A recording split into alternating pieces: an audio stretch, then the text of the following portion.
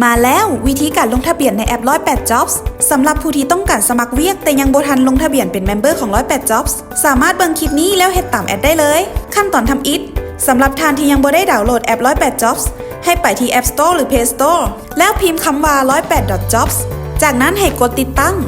เมื่อเปิดแอปขึ้นมาจะเห็นหน้าล็อกอินสำหรับท่านที่ลงทะเบียนเป็นเมมเบอร์ของ108 Jobs แล้ว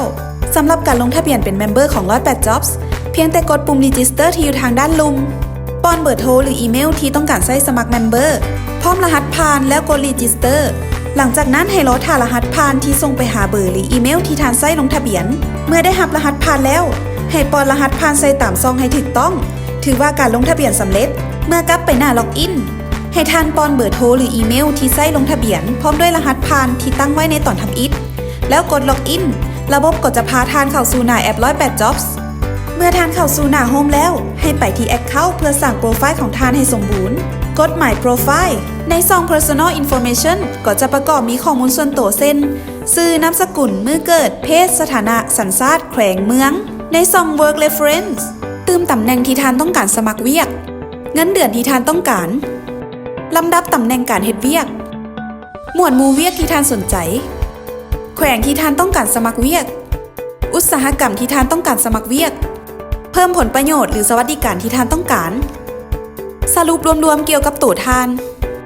ซอง CV ไฟล์เป็นซองที่เฮาใช้อัปโหลด CV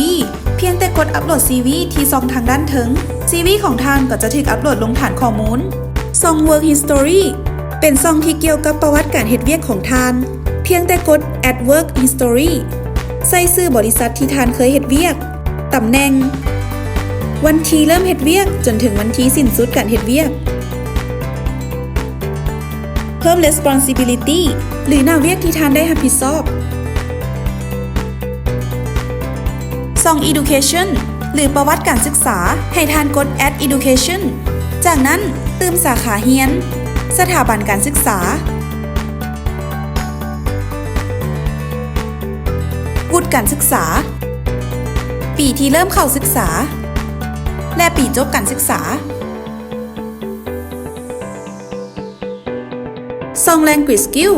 แม่นซองเพิ่มทักษะทางด้านภาษาเพียงแต่กด Add Language Skill เลือกภาษาที่ท่านสามารถสื่อสารได้เลือกระดับความชำนาญซอง Skill หรือทักษะเพียงแต่กด Add Skill เติมทักษะการเฮ็ดเวียกของท่านกดเลือกระดับความชำนาญ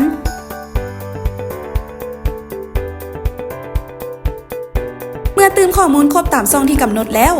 ก็สามารถเข้าไปเลือกหน้าเวียกที่สนใจแล้วกดปุ่ม Apply this job ได้เลยหลังจากกดปุ่ม Apply this job แล้วก็ถือว่าการสมัครเวียกสำเร็จเพียงแต่เท่านี้บริษัทก็จะได้รับข้อมูลการสมัครเวียกของท่านและติดต่อกลับในภายหลังหากต้องการสอบถามข้อมูลเพิ่มเติมหรือมีปัญหาในการนำใช้แอปพลิเคชันสามารถติดต่อได้ที่ช่องทางการติดต่อด้านลุ่มนี้